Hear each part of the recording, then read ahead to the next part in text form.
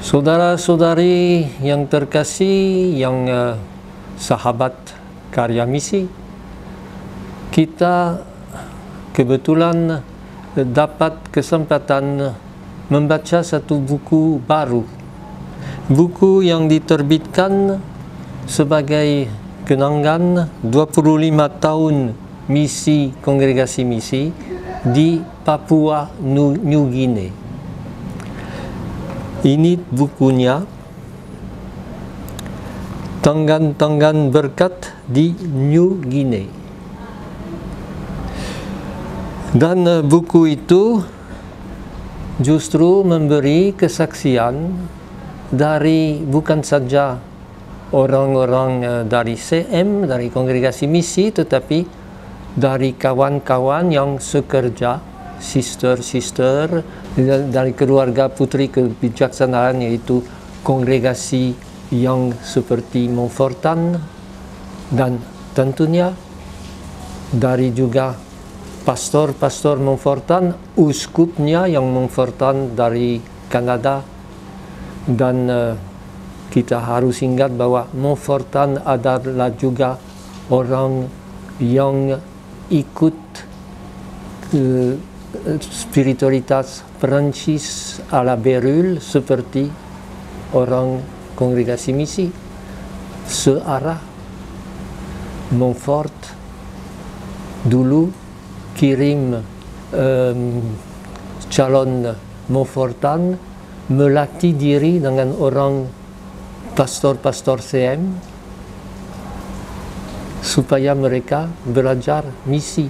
Sekarang ya hampir sebaliknya. Kami CM belajar dari orang Montfortan yang sudah ada di lapangan untuk lebih dekat dengan orang yang akan kita injili.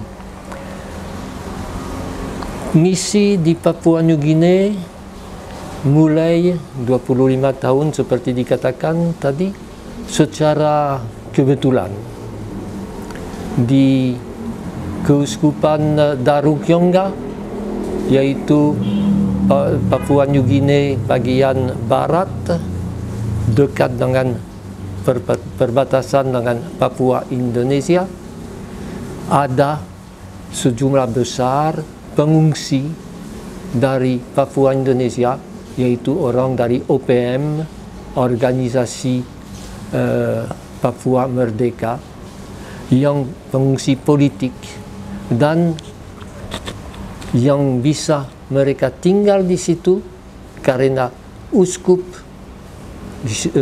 Deschamps, orang Montfortan Kanada, berjuang supaya mereka tidak dibuang dan dibawa kembali ke bagian Indonesia di mana hidup mereka pasti akan terancam.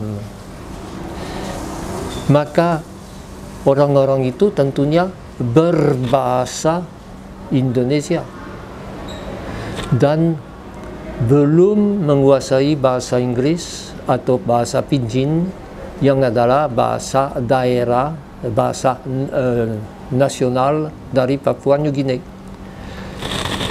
Beberapa orang sudah datang untuk mendampingi mereka. Mereka datang ke sana tahun 64 kalau saya tidak keliru. Tetapi Uskup Deschamps mencari seorang pastor yang berbahasa Indonesia, tetapi yang tidak terlalu hidungnya Indonesia, untuk sungguh-sungguh bersama dengan mereka, mendampingi mereka. Dia, uskup itu, minta kepada gereja di Indonesia, dan kebetulan visitor CM memikirkan saya dan tanya apakah saya rela pergi ke sana. Saya tidak tahu apa-apa tentang PNJ, tentang OPM, tetapi ya, sudah saya terima dan saya pergi. Begitulah mulai. Karena saya ada di situ, maka ada yang lain yang ikut. Romo Edi yang sekarang visitor CM di Surabaya. Ada juga Romo Supri yang sekretaris provinsi sekarang. Ada Romo Verang yang sesudah itu teruskan di Kepulauan Salomo. Memang mereka waktu itu tidak datang untuk pengungsi, tetapi datang sungguh-sungguh untuk orang Papua New Guinea asli yang tentunya sesuku dengan orang Papua dari Indonesia. Tetapi begitulah mereka bisa mulai bersama dengan beberapa pastor Indonesia dari Montfortan yang sudah datang juga pada zaman yang sama.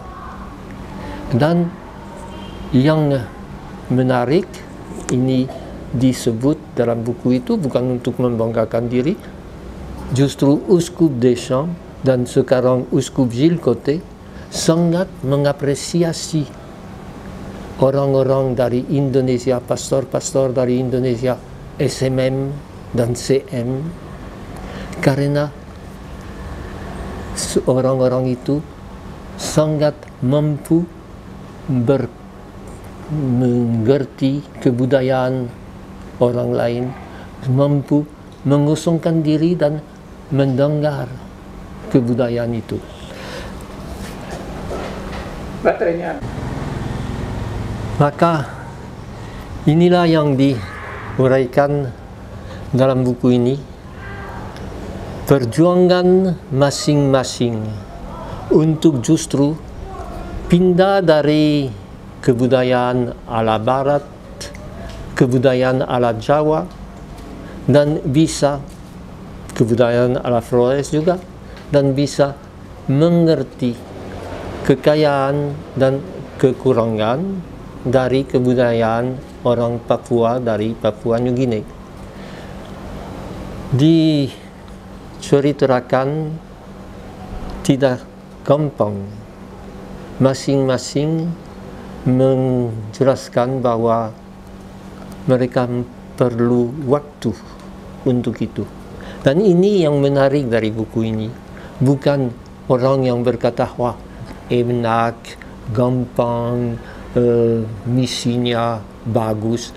Justru membuat kita sadar bahwa mau menjadi misionaris di luar negeri, misionaris di kebudayaan lain adalah suatu perjuangan, tetapi satu perjuangan yang begitu menggembirakan, karena setiap karangan dari buku itu, ini daftar pastor-pastor yang ada di situ,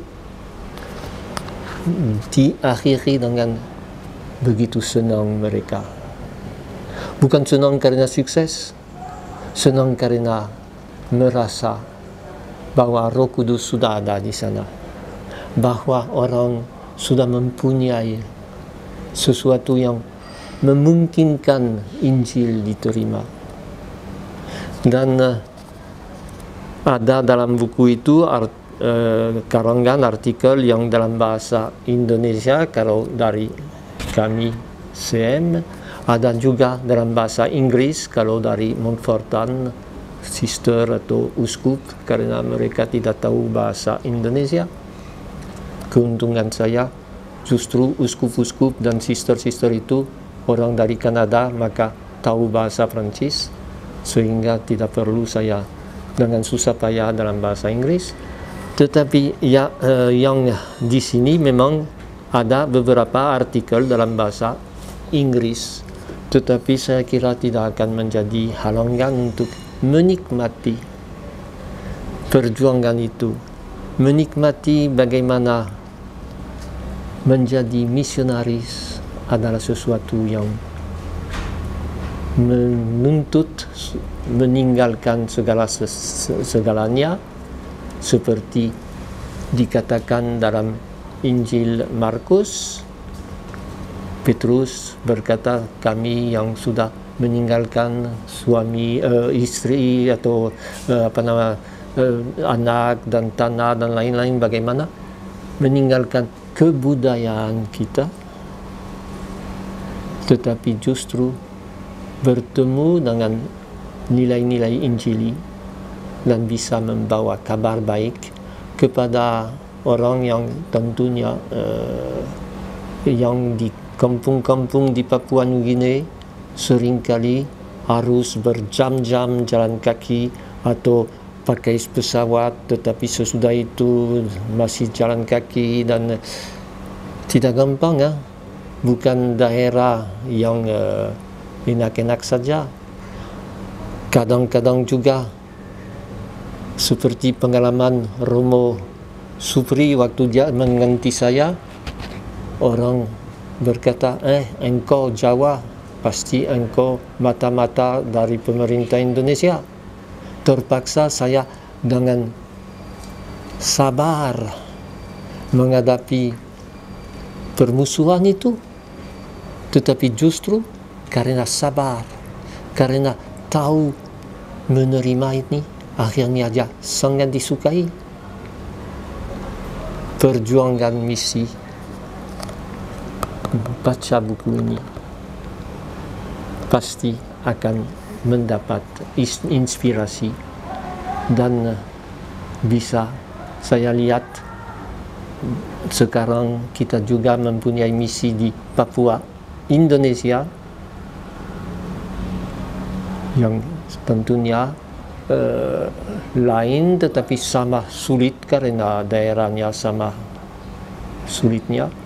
Apalagi sekarang dengan yang kita dengar bahwa ada gerakan teroris yang hemat saya bukan dari OPM, karena saya tahu bahwa OPM dulu berjanji berjuang tanpa kekerasan,